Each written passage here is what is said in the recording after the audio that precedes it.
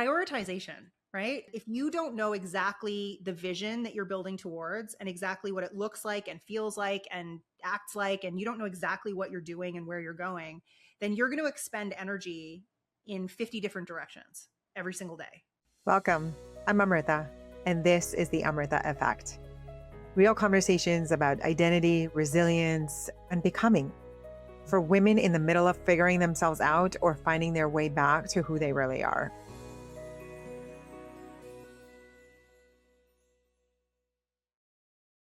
This episode is made possible with the support from the following sponsors.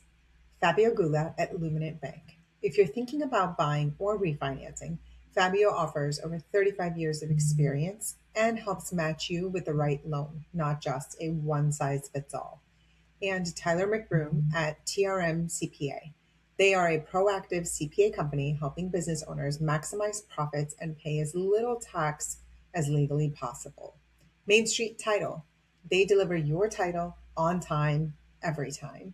And last but not least, Lauren DiCarlo at Zingarli and DiCarlo. If you have any real estate transactions for buying or selling, reach out to them for representation. Hello, friends. It's Amrita. Welcome to the Amrita Effect. So excited to have Jess Lenouvel. Did I pronounce that correctly? It's really, pretty much almost perfect. Okay, perfect. I'm always paranoid.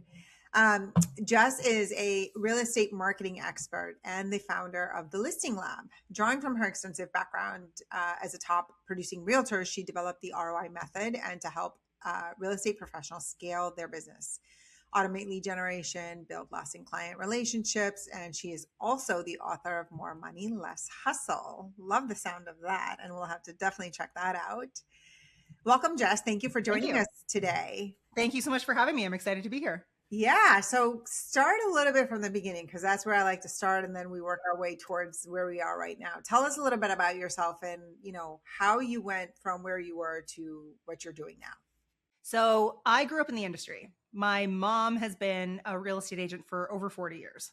So it was just kind of one of those things that I never thought that I would do myself. It was around me all the time. I came out of the University of Toronto with one of those degrees that nobody has any use for and didn't really know what I was going to do. So mom said, get your real estate license. We'll see how you like it. I tried to work with her for a very short period of time. I decided that she was a very wonderful mom and she and I were not going to be business partners. So I was 21. I started at Keller Williams. I was told to door knock and cold call and flyer and billboard and, geofarm. And I was 21. I looked like I was 16. And none of those things were going to work for me. I was also super introverted. I've grown up a lot, I think, over the last 25 years. But I just realized that wasn't going to be the right way for me to build my business. And so I started what I used to call prospecting from my PJs. I built relationships on Facebook in 2005. So Facebook was founded and launched in, I think, February of 2004. And so it was this brand new thing that nobody was using for business yet. People were just kind of figuring it out. And I started building relationships and having conversations with people through Facebook.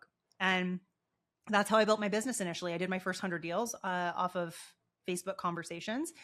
I was an active agent for about 14 years in Toronto, built a multi 7-figure, very lean team. We did about 250, 300 deals a year.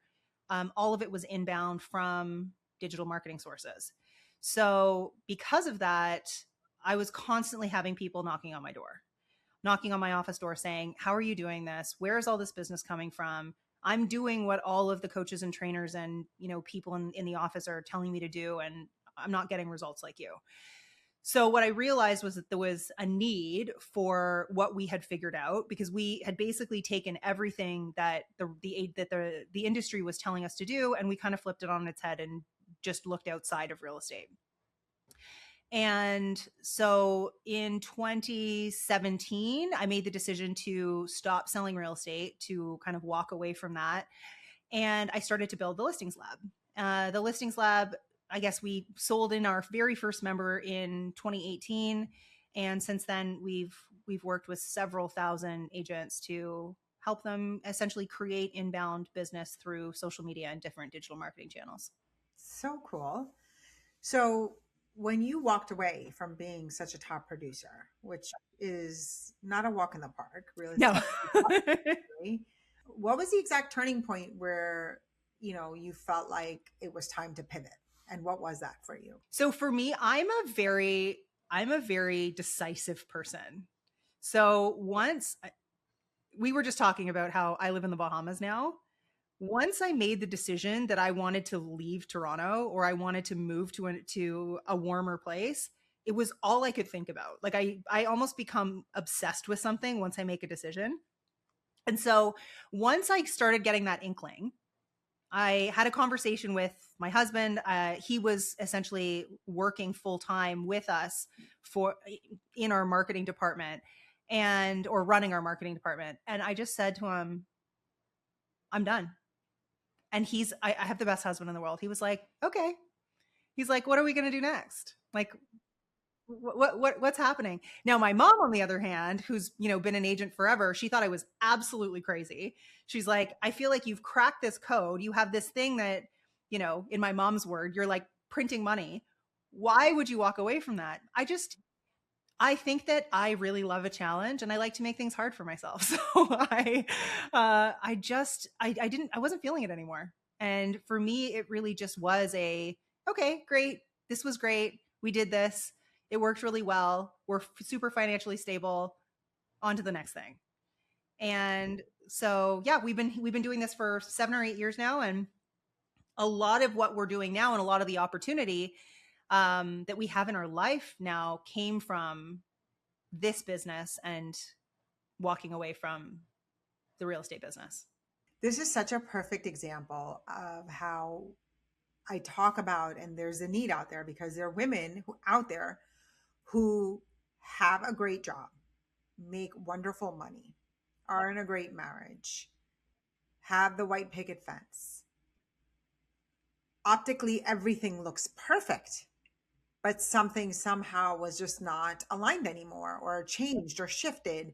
And it's so hard to pinpoint that. And you make it sound so easy. Like I thought about it and that was it. And my husband said, okay, what's next? So not everybody is as lucky. And I recognize that. There were tears. I won't lie. Like there were tears around the decision. There was one specific moment we were in Hawaii and we were, beautiful, driving by the beach, top down in the car. And I burst into tears. And my poor husband looks at me and says, what could you possibly be crying about in this moment right now? And I was just like, I'm in this moment right now. And for some reason, I'm getting this overwhelming, you need to move. It was twofold. It was, you're doing the wrong thing every single day. You're serving the wrong people. You need to start working with agents. And then on the other side of it was, you need to create a business that creates more location independence. So if anyone's ever been to Hawaii, like Hawaii and Bali are the two places that I've had like big, crazy decision-making, vortexes, because they're just so beautiful and they're so special that it created the catalyst and the situation for me to like not be able to unsee what I think that I was already starting to see. Right. Right. So for the women that are listening who are navigating their own transition, whether messy or not, what was the very step you took to reconnect with yourself as you're figuring out this pivot and making that decision to pivot? I journal every day. And a lot of the navigation of change, of my feelings, of perimenopause, which I'm currently in right now, like a lot of that happens in my journal. And so even when I was first starting to get the inkling of like something's not quite right, I really was able to sit down quietly and explore it. And I think that having that quiet time and making sure that I'm just not running around like a chicken with my head cut off all the time has been really helpful in terms of me being able to make decisions quickly, being able to navigate changes that are happening in my life, in the real estate market, in whatever externally is changing and shifting. My journal has been that that's kind of safe space for me in a way that, I've done everything. I've done coaching, I've done talk therapy, I've done all kinds of things. But for some reason, the ability for me just to sit down and slow down and put pen to paper has always been an absolute game changer for me. And sometimes I read it back and I'm like, this is the ramblings of a crazy person. And then sometimes I read it and I'm like, wow, like, look at how profound this journal entry was today. And so I just let myself feel the things that I'm feeling, think the things that I'm thinking with no judgment, and just get them out. And once I think it's just the process of getting it out that has been really transformative. So everybody and their mother talks about journaling. Yeah. I don't think I've had one guest on the episode that didn't mention the word, right? Yeah, for sure. I love the idea of journaling. I have 6 journals probably in my nightstand. I start and I'm like, I'm going to journal, and I get a new one. And I have one from like 2010, and then again in 12, and then in 13. I can't, I haven't, no, I haven't, I haven't stuck to it. And I wonder if I'm like, this sounds so ridiculous saying it out loud. Like, am I doing it wrong? Like, what is the malfunction You here? would be surprised at how many people are like, you journal so much. Like, how? But Like, I find there's so much power in it. I really believe that it's a powerful tool to yeah, use. yeah. But I don't know if it's the ADHD brain that I have that can't make me stick with it. Like, what? Give me a tip, because there's got to be more than one me out there listening to this. Just like anything else, it's a habit, right? And so, for a long time, I had to like set an alarm, and I was like, I'm going to journal today, and I would sit there, and I would. In the beginning, I think we judge ourselves. We're like, this sounds like a Dear Diary. Like, I don't feel like I'm getting to anything. But I think it's that pressure that keeps us from actually being able to. So I started really actively journaling probably 10 years ago. And like I said, like I've healed relationships with people that didn't even know that I hadn't even told needed to be healed. You know what I mean? That I've like, done. I've written letters to process shit. Right. Yeah. And so I mean, that's kind of like That's that's journaling to a certain extent, right? Like maybe what you'd need to do is just use your journal in a different way in the beginning. It's, maybe your journal in the beginning is you're writing letters to yourself and to other people in your life that, need that attention. And like I said, like sometimes my journal, like I feel like I'm not getting anywhere. The thing for me that really helps me go deeper faster is music. So I don't journal often in silence. A lot of the time, I will choose music that evokes emotion. And it's the same thing with content creation, right? Like when I'm creating content or I'm creating marketing, I do the same thing as I put on music that evokes the emotion that I want the person who is reading the marketing to feel. And then it puts you in kind of like, it puts you in that more like element. And then I find that things start to flow a little bit better. So if I want to have a happy journaling session, I put on super upbeat, happy music. If I am trying to go deeper on something, I'll put in something deeper. Binaural beats are always a really, really good tool for kind of focus for me too. I will get distracted just as fast as anyone else. I find that when I hit something hard, when I'm journaling, my intuition is still pick up your phone and scroll. And so I've gotten good at catching that and being like, okay, so we've hit an edge here because your brain wants you to pick up your phone and disassociate for a second because you're close to something. And so, I mean, there's no, like I said, like there's no right way or wrong way to do it, but maybe for you, the way to start is just start by writing letters to people. And then it may turn into something else. I also don't think journaling's for everybody. I think for some people, I don't know, maybe there's something else that you do. I don't meditate. I journal instead. Yeah, I do meditate, and that I find very comfortable and soothing, and it helps bring clarity. But I'm just so fond of the idea, it's fairy tale idea of journaling and how it brings so much clarity and it's so powerful. I'm like all in. I want to do it. There's also, I mean, online you can get pretty much anything now, right? Like you can start with prompts, right?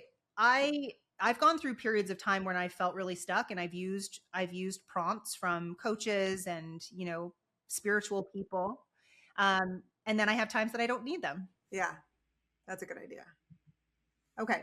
So let's talk a little bit about this hustle culture that we all are a part of and dismantling that. So you've literally written a book on creating more abundance with less hustle. How do you suggest a woman start untangling her self-worth from constant productivity? Because there's that direct connection. Like we feel that self-worth because of the hustle. There's two layers to this. So I have a friend, her name's Paige, and she and I used to talk all the time about how being selfish is good, and how as little girls we're always taught that being selfless is what makes us good girls.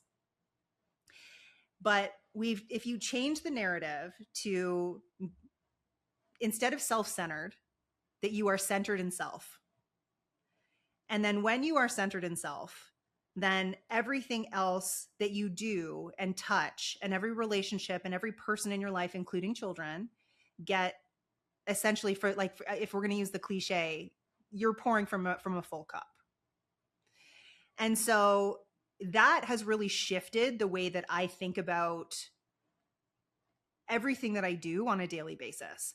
So how can I be more centered in self? How can I do the things that fill me up so that I can have a fuller cup to be able to pour into all the other things that are asking for or requiring my attention and my energy? From a business standpoint, I have an exercise that I do with everyone. I do it myself. Everyone on my team does it about every 6 months. We call it an energy audit. And we go through absolutely everything that is on your plate in your business, in your life. And every 15 minutes, you write down, for a week or even a day, every 15 minutes, you write down what it is that you did for that 15 minutes. And then at the end of the full long list of that day, you look at it and say, how many of these things bring me joy, light me up, and cannot be done by someone else? And then slowly you're able to take those things off of your plate. Most of the real estate agents that I work with actually don't need an assistant first. They need a house manager. They don't actually need someone in the business to be handling more of the business. They need someone to grocery shop and do the laundry. And a lot of the time that feels indulgent in a way that hiring an assistant at work doesn't. And so a lot of the time as women, even though we live in 2026, we still feel very tied to the domestic aspects of our life. And so letting those things go can feel, for some women, it's super easy. They're like, yeah, I never want to do laundry again. But for others, it feels like a disconnection from caring for their families. And so sometimes there's work and worthiness stuff that has to be worked through in that. But it's all a choice. You can go through that list and you can say, if what I truly desire is more free time, whether that free time is being invested back into higher leverage activities at work or being put back into being more centered in self, or whatever that looks like, whatever the priority is, everyone can look at what they're doing in a day, and they can say, I don't need to be doing these things. Someone else, or sometimes even a piece of technology, could be doing these things for me, right? And so I have a friend who runs one of the largest coaching companies, I think probably the largest coaching company in the world. And he did an experiment. He called it a 4x4. And he said, I want to see if I can run this company with no change, working 4 hours a day, 4 days a week. And what he realized from the activity was that he's incredibly inefficient because nothing changed. Everything still got done. He just had to do it in a way where he wasn't sitting at a desk for 8 hours a day. So when we detach ourselves from, I work for 8 hours a day I do this for 8 hours a day. This is who I am. We can buy back so much time if we're just efficient. So, what's the easiest and straightest line to the outcome that you want? If you take that straight line, you can take the rest of the day off. And then the rest of the day, you can hang out with your kids, take your kids to the park. You can go to yoga. You can play pickleball. You can read a book. I think one of the most surprising things that people don't know about me, I read about 120 books a year. I read a lot, and it's one of my favorite things to do. And a lot of the buying back of time that I've done from my business goes back into the things that I just really like doing So that don't make me money. yeah, but they make you happy. They do. And they make it, they make everything else worth it. Right. Wow. That sounds amazing. 120 bucks. Ah, love that. So when we talk about, so you're coming from a real estate grind and there's others out there that are coming from a different grind. How do we practically shift from this scarcity driven burnout to operating with a deeper self-trust and confidence? How do we do that? Prioritization, right? If you don't know what you're building and why you're building it, then you will just build in 50 different directions. So there's an image that I've seen over and over again, and it's like, just think about a ball, like a ball of energy, and you are that ball. And if you don't know exactly the vision that you're building towards and exactly what it looks like and feels like and acts like, and you don't know exactly what you're doing and where you're going, then you're going to expend energy in 50 different directions every single day. But if you have that clarity in terms of what you're doing, where you want to be in a year or 2 years or 3 years, whatever that timeline is, you can make decisions every single day and ask yourself, is this thing that I'm doing getting me closer to the vision that I've set for myself? Or my friend Jennifer Hootie calls it a seductive distraction. Is this a seductive distraction, or is this getting me closer towards my vision? That clarity in your vision is actually the thing that most people are lacking. And so if I close my eyes right now, I can tell you in 3 years, and I can screenshot moments in my brain of where I am, what I'm doing, who is with me, what my bank account looks like, what my business looks like, and what like my winning moment looks like in 3 years. And so because of that, every single time something comes across my plate, not everything looks like opportunity, because I know what that vision is, and I'm able to distinguish between, okay, this is going to pull me away and this is going to be wasted energy. And so it's just that clarity that I know exactly what I'm doing and what I'm building, because so many people are like, oh, you need to know your why. Most people will just default to, well, my kids are my why. Right? But okay, great. You're doing everything for your kids. Your kids are your why, but what does the end result look like? And if you don't have clarity on that end result, then everyone's burning out and everyone's floundering and everyone's moving in a million different directions because all they're trying to do is more. And what does more look like? When I talk to real estate agents, they're like, I want to make more money, I want to do more deals. And I say, how many more deals and how much more money? Because more is not a measurable framework. Does that make sense? It does. So journaling is one way to find clarity. 100%. What is another? I mean, I've worked with coaches. So my friend Jennifer Hootie, she has a program called Vivid Vision. Cameron Herold wrote a book called Vivid Vision.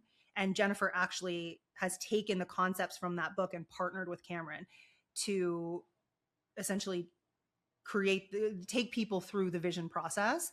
And so I would start with some sort of a book, listen to a podcast, listen to Vivid Vision on audiobook.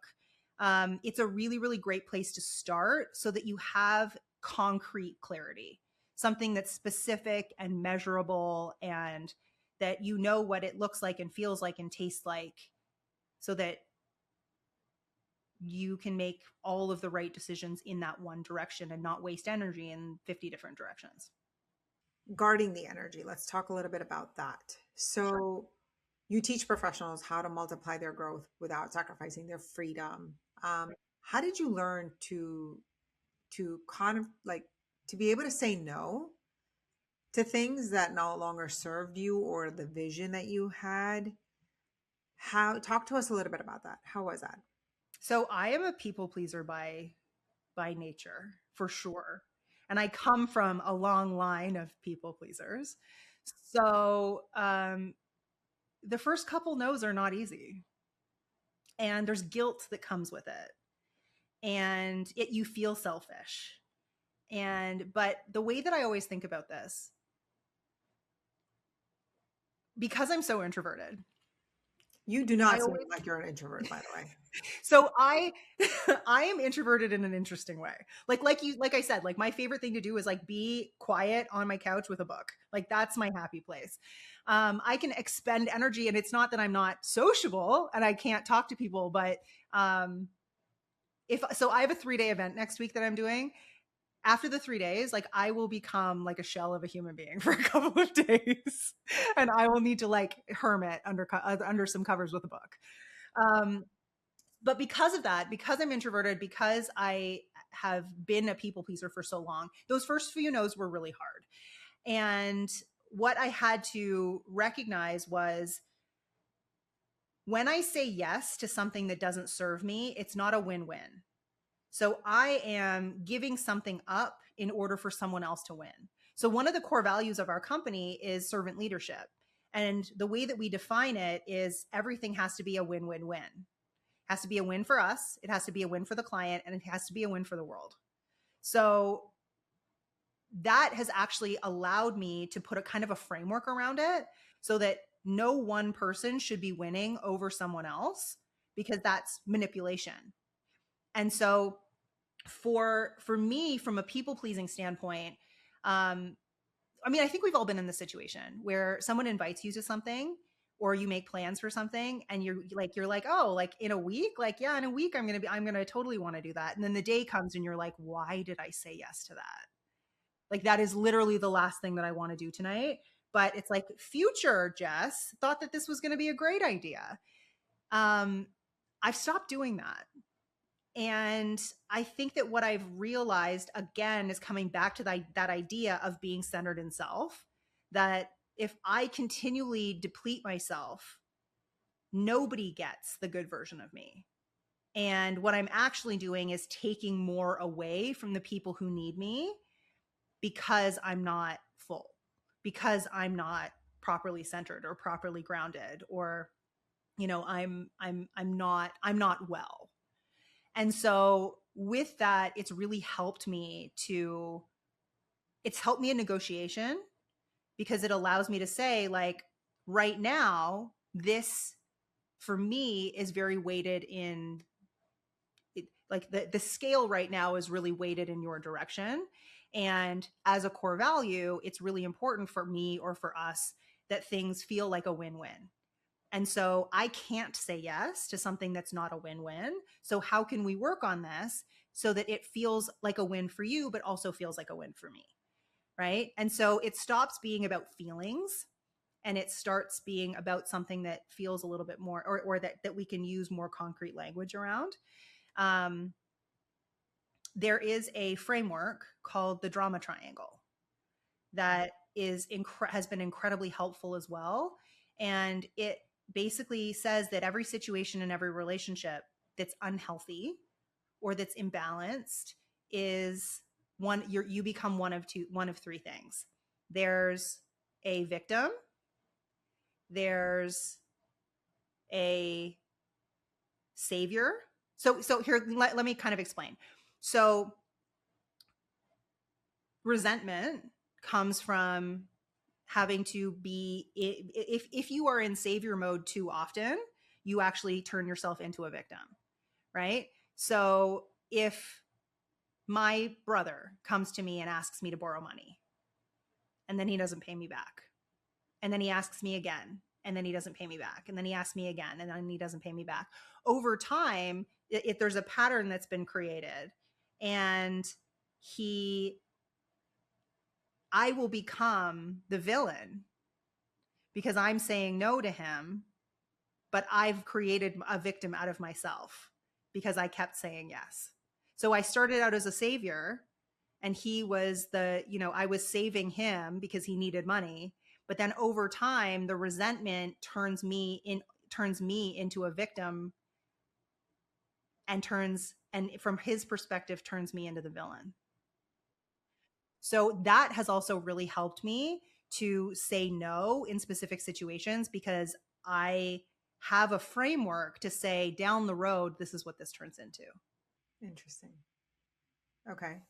So that's an interesting way to look at it, and what our listeners could possibly do to audit Yeah, their. if you Google the drama triangle, there's trainings about it, and it really is. We teach it at the beginning of our programs too, so that we never end up in a savior villain um, victim relationship with our clients.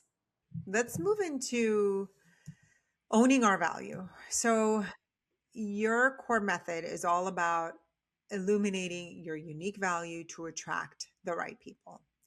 So no matter where we are, whether we're entrepreneurs, the women that are listening, or transitioning into whatever role, we when we feel lost, where can we go to begin to recognize our own unique strengths and work from there instead of working from this scarcity place?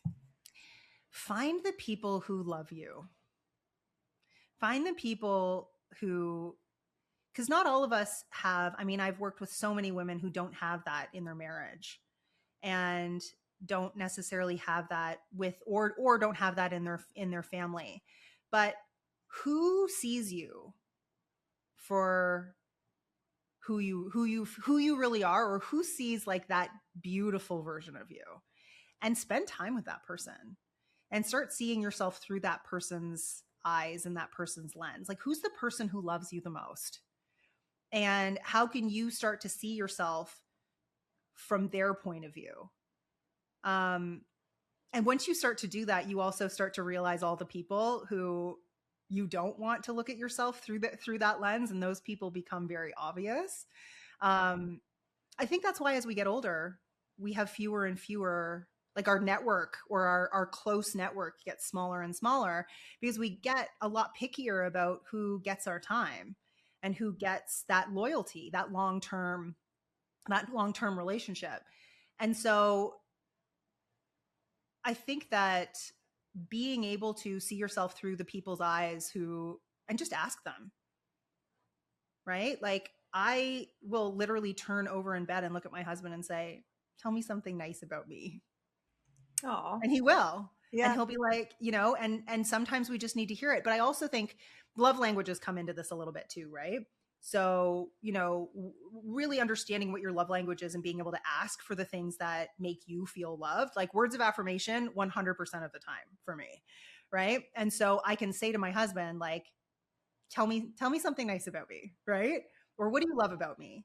And he will, because he knows, right? And so, but I also know for him, like, his love language is different, and so I know how to make him feel loved and appreciated. But I also think that there's a lot of people who don't know what their love language is, and so they never really feel loved by the people that are around them. And when you feel appreciated and loved and fulfilled by the people around you, you can do anything. So there's one takeaway right there for all my women who are listening that don't know your love language. Go look it up. It's so easy. Go find your love language. Read the book if you want to, or find the Google test. Just go get your love language. Understand what that is.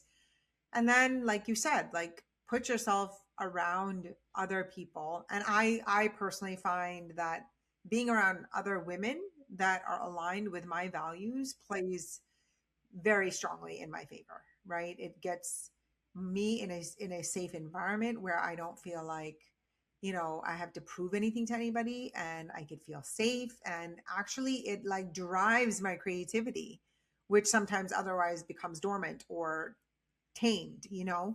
I remember one time somebody said to me, I was put on a panel, And I grew up with a lot of self-esteem issues, which I still struggle with. And when I was on the panel, it was like 4 other women. And I was like, why am I even here? Like, I don't, what do they want to hear from me? I have nothing to say. I have nothing to offer. And there's nothing of value here. And I was sitting there, like, you could tell by my body language how uncomfortable I was. And one of the men in the back came up right before it began and comes up to me and whispers in my ears before it's supposed to begin. He's like, don't apologize for being so great. And I was like, great? Who's great? Like, what are you talking about? But it was like, it was a safe place with these other women where I was like, oh, okay. You guys see me that way?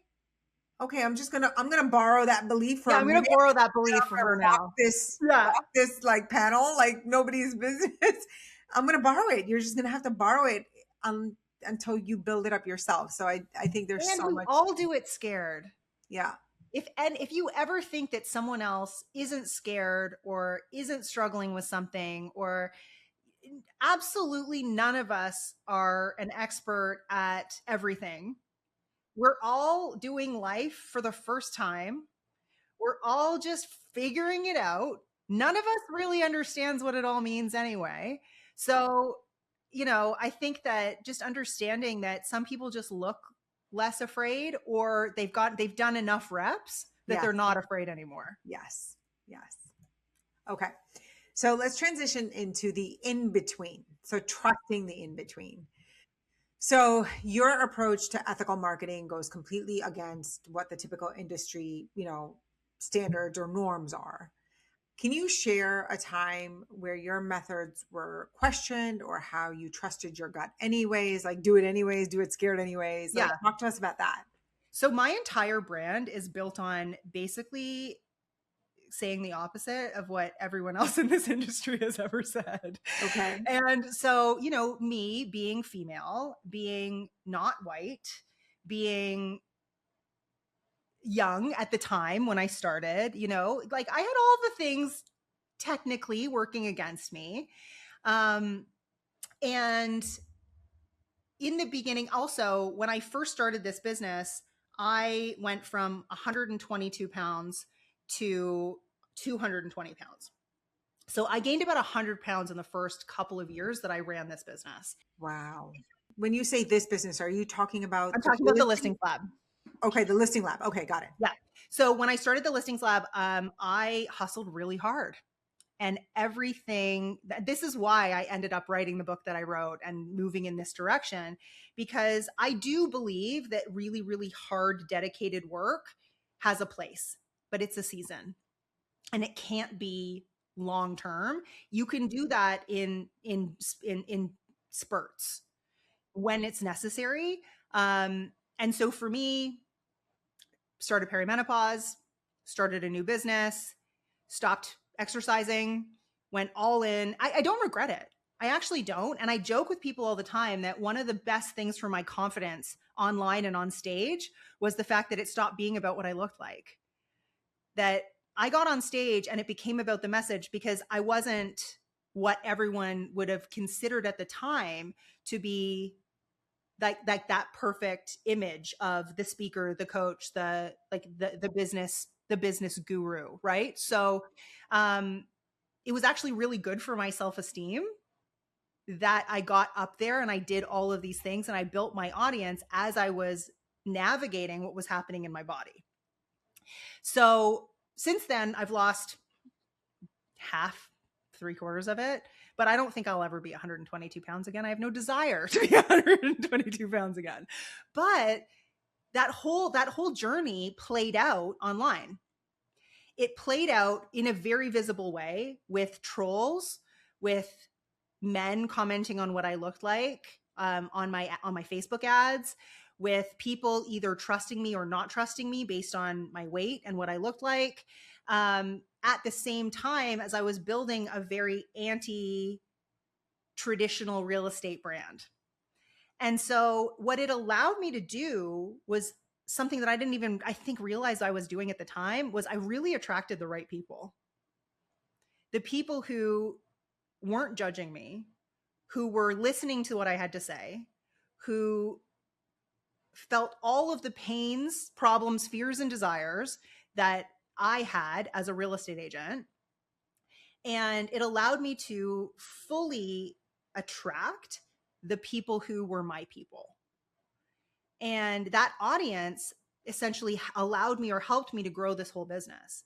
And so all of the things that externally someone might have said, oh, like this is bad, or this is bad, or this is bad, or I can't. Do you know how many women are like, I don't like the way that I look on camera. I don't like the way that I look on camera. I don't like the way that I sound on camera. I need to lose 15 pounds, all of these things. And I'm like, dude, do it anyway. Get on camera, turn on the camera, because it's not about any of those things. Because that's what you, and I say to people, they're like, oh, I don't like how I look or sound on camera. And I'll say, that's what you look like. And that's what you sound like. And that's what I looked like. And that's what I sounded like. And that wasn't what it was. That's not what mattered. What mattered was what I had to say and the message. And if I had played small and I hadn't shown up anyway and run the ads anyway and built the audience anyway and gotten on the stage anyway, it's not only that my business wouldn't be where it is today, but also all of those people whose businesses I have helped grow, all of those people may not be where they are today. And so the ripple effect of what you have to say or what you have to give is so huge that you can't allow any of your own things that are happening to get in the way of you being that ripple in the world that you're meant to be. Right. Right. We talk about that all the time. I belong to a masterminding group called Go Abundance Women. And it's just these powerful women that are part of this tribe. And we talk about, you're here to serve a purpose and make an impact. And even if it's one person that you impact in that day, how dare you play small? Like you can't afford to play small. How dare you not do the things that you need to do to help that person? Yeah. Like it's just a complete shift in how you think and look at it. Okay. So let's talk a little bit about the next evolution. As you continue to scale your impact, what's the next layer of identity you're stepping into right now? What is the best advice that you can give to women listening who are finally ready to take a step towards a future that they want for themselves? So my favorite line that I've ever heard came from my friend Alex Moscow, and it is, results don't take time, they take courage. And so what I ask myself in my journal every day is, how can I do one courageous thing every day? And you don't get to be courageous if you're not scared.